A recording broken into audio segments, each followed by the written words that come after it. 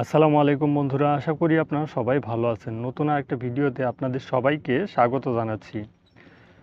আপনারা অবশ্যই একটা কথা মনে রাখবেন, সৌদি আরবে অবশ্যই খারাপ পরিস্থিতি বিরাজ করতেছে।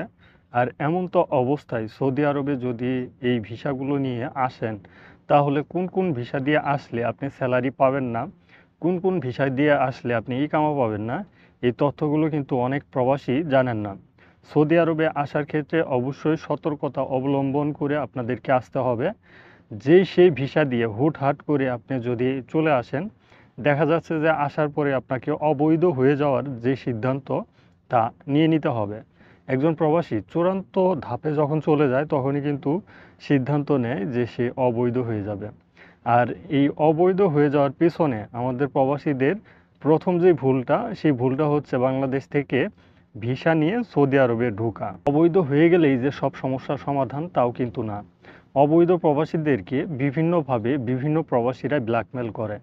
একটা কথা আপনারা সবাই মনে রাখবেন, বাঙালিরাই কিন্তু বাঙালির ভালো চায় না। আপনি যদি 10 রিয়াল ইনকাম করে এসে রুমে সবাইকে বলেন যে আমি আজকে 10 রিয়াল ইনকাম করেছি, দেখবেন যে আপনার সাথে অনেকটাই ক্রিটিসাইজ মনোভাব তারা প্রকাশ করবে।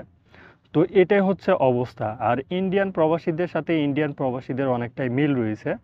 বাংলাদেশ প্রবাসীদের সাথে বাংলাদেশি প্রবাসীরা অনেকটা মিল না থাকার কারণেই কিন্তু এই সমস্যাগুলো দাঁড়ায়। একজন প্রবাসী যখন অবৈধ হয়ে যায়, বৈধ হয়ে যাওয়ার পিছনে অনেক ধরনের রিজন, অনেক ধরনের কারণ রয়েছে।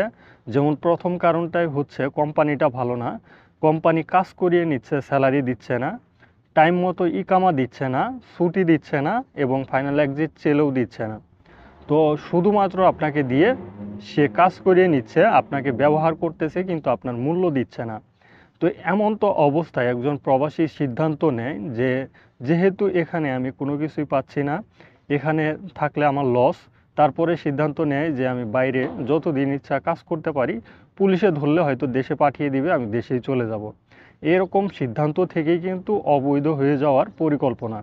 তো অবশ্যই যে সকল প্রবাসীরা বর্তমান সময়ে অবৈধ হবেন, তাদেরকে একটা বিষয় মাথায় রাখতে হবে যে আপনাকে বাংলাদেশ থেকে যারা এখন পর্যন্ত আসেনি তাদেরকে অবশ্যই মনে রাখতে হবে যে বাংলাদেশ থেকে আমি যে আসতেছি, আমার এই ভিসাটাতে যদি আমি সৌদি আরবে ঢুকি, তাহলে কি আমি কাজ করতে পারবো কি না, তাহলে কি আমি থাকতে পারবো কি না, কোম্পানিটা ভালো হবে কি না, বেতন আমাকে ঠিকঠাক দিবে কি না, এই বিষয়গুলো জানা অত্যন্ত গুরুত্বপূর্ণ। আপনি যার কাছ থেকে ভিসা নেন, এজেন্সি থেকে নেন, দালালের কাছ থেকে নেন, যার কাছ থেকেই নেন না কেন, তো এই বিষয়গুলো কিন্তু আপনার জানা অত্যন্ত গুরুত্বপূর্ণ। একটা ভিসার মুফা চেক করেও আপনি এই বিষয়গুলো জানতে পারবেন, স্ট্যাম্পিং হয়ে যাওয়ার পরেও এই বিষয়গুলো আপনারা জানতে পারবেন। আপনি যেহেতু বিনা পয়সায় আসতেছেন না, হতে পারে হচ্ছে আপনি 2 লাখ টাকা দিয়ে আসতেছেন, কিংবা এর চাইতেও কম টাকা দিয়ে আসতেছেন, কিংবা এর চাইতে বেশি টাকা দিয়ে আসতেছেন, টাকা কিন্তু লাগতেছে। তো সেই ক্ষেত্রে যদি আপনার মনোভাব থাকে যে না, আমি উমরা করতে আসছি, উমরা করে চলে যাব, কিংবা যতদিন ইচ্ছা ততদিন কাজ করব, তাহলে আপনার সাবজেক্টটা ভিন্ন।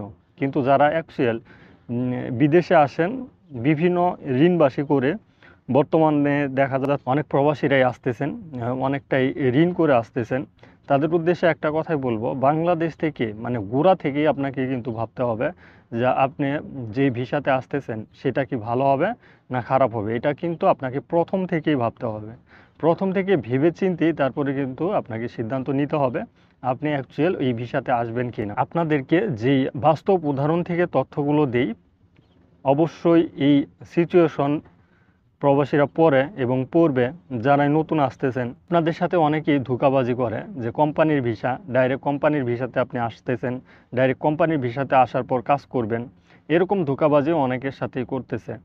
অ্যাকচুয়াল আপনি কোম্পানির ভিসাতে আসতেছেন নাকি কোনো সাপ্লাই কোম্পানিতে আসতেছেন, সেটা বাংলাদেশ থেকে দেখা কোনো সম্ভব না। বাংলাদেশ থেকে শুধু ভিসা চেক করা যায়, কিন্তু আপনি যখন সৌদি আরবে অ্যাকচুয়াল চলে আসবেন, তখনই আপনার সামনে সকল বিষয় ক্লিয়ার হয়ে যাবে যে আপনি ডাইরেক্ট কোনো কোম্পানিতে আসতেছেন নাকি সাপ্লাই কোনো কোম্পানিতে আসতেছেন, সেই কোম্পানি আপনাকে স্যালারি দিবে নাকি দিবে না, এগুলো কিন্তু আপনারা এই দেশে আসার পর জানতে পারবেন। দেশে আসার পর অরিজিনাল কন্ট্রাক্ট পেপারও আপনি পেয়ে যাবেন। বাংলাদেশে অনেকে কন্ট্রাক্ট পেপার দেয়, সেই কন্ট্রাক্ট পেপারগুলো ভুয়া। আর এই দেশে আপনি যে কন্ট্রাক্ট পেপারগুলো অনলাইনের মাধ্যমে ডাউনলোড করতে পারবেন আপনার কিউআর পোর্টাল থেকে অথবা গোসি অ্যাকাউন্ট থেকে, সেই অরিজিনাল কন্ট্রাক্ট পেপারগুলোই কিন্তু আপনি দেখতে পারবেন।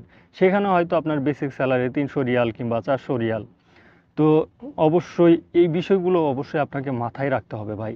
আপনি যেহেতু বিদেশ আসতেইছেন, আপনাকে এই বিষয়গুলো অবশ্যই খুঁটিনাটি বিষয়গুলো কিন্তু চেক করতে হবে। প্রবাসী সৌদি আরবে রয়েছে 3-4 মাস 5 মাস পর্যন্ত কাজ করতেছে, নতুন অবস্থায় আসার পর 1 টাকাও স্যালারি পাচ্ছে না। আবার এমনও প্রবাসী রয়েছে আসার পর ইকামা ঠিকঠাক পাচ্ছে না। তো এটা হওয়ার কারণটা কি? আর এমন তো অবস্থায় আপনারা কি করবেন? অ্যাকচুয়াল স্যালারি না দিলে আপনাকে অবশ্যই লেবার কোর্টে যেতে হবে। আর যদি ইকামা না দেয় 3 মাসের মধ্যে আপনি অন্যখানে কাফালা হয়ে যেতে পারবেন, মানে যেটাকে বলা হয় কোম্পানি ট্রান্সফার। এই কোম্পানি ট্রান্সফার হয়ে যেতে পারবেন। কোম্পানি ট্রান্সফার করার ক্ষেত্রেও কিন্তু আপনাদেরকে অবশ্যই যে বেসিক নলেজ রয়েছে সেই বেসিক নলেজটা জানতে হবে। যেমন আপনাকে বৈধ প্রবাসী হিসাবে গণ্য হতে হবে। হয়তো আপনার ইকামা নেই, সেজন্য আপনি অবৈধ, কিন্তু অবশ্যই আপনাকে বৈধ প্রবাসী হিসাবে আসতে হবে। প্রবাসী কাকে বলে? যেমন আপনাকে অবশ্যই আপসের অ্যাকাউন্ট থাকতে হবে, গোসি অ্যাকাউন্ট থাকতে হবে, কিউআই অ্যাকাউন্ট থাকতে হবে।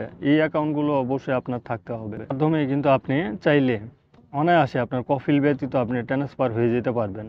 অবশ্যই এই বিষয়গুলো আপনাকে মাথায় রেখে কাজ করতে হবে, তাহলে অ্যাকচুয়াল আপনি ভালো একটা পজিশনে, ভালো একটা অবস্থানে থাকতে পারবেন।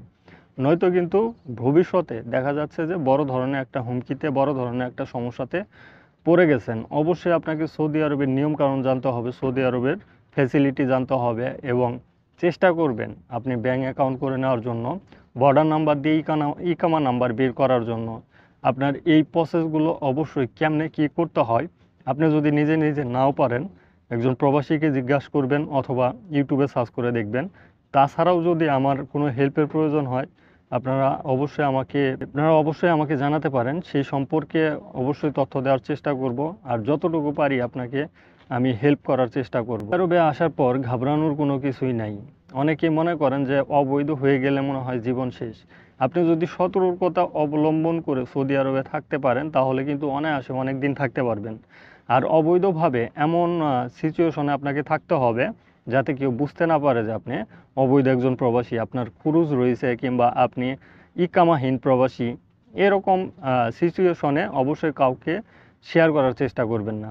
যদি শেয়ার করেন তাহলে দেখা যাচ্ছে যে ওই প্রবাসী পরবর্তীতে আপনার জন্য হুমকি হয়ে যাবে। এখন আপনারা বলতে পারেন যে কিভাবে সে হুমকি হয়ে যাবে, আমাদের জন্য কিভাবে সে হুমকি হয়ে যাবে? আমি অবৈধ একজন প্রবাসীকে শেয়ার করলাম, সে কি জন্য আমার সাথে এরকম সমস্যা করবে? অবশ্যই একটা বিষয় মনে রাখেন, আমাদের বাংলাদেশি প্রবাসী, প্রথমে বলে নিয়েছি, বাংলাদেশি প্রবাসীরা কিন্তু অনেকটাই আসলে ক্রিটিক্যাল প্রবাসী। আপনি 10 টাকা ইনকাম করবেন, সেটা তাদের সহ্য হবে না।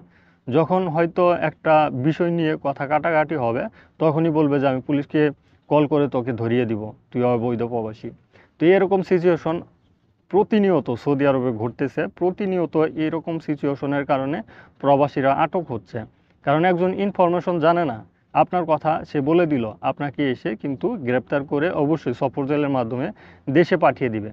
তাই কাউকে এই বিষয়গুলো থেকে, মানে এই বিষয়গুলো বলা থেকে বিরত থাকার চেষ্টা করবে। আশা করি যে তথ্যগুলো আজকের এই ভিডিওতে দিলাম আপনারা বুঝতে পারছেন। অবশ্যই ভিডিওটি শেয়ার করে দিবেন। হাজারো প্রবাসী এই বিষয়টি জানার পর তারা একটা দিক নির্দেশনা পাবে। সেজন্য অবশ্যই আপনারা যারা ভিডিওটি দেখলেন, আপনাদের কাছে একটাই অনুরোধ, ভিডিওটি শেয়ার করে দিবেন। ভিডিওগুলো ভালো লাগলে লাইক করে দিবেন। ধন্যবাদ সবাইকে। সালামু আলাইকুম।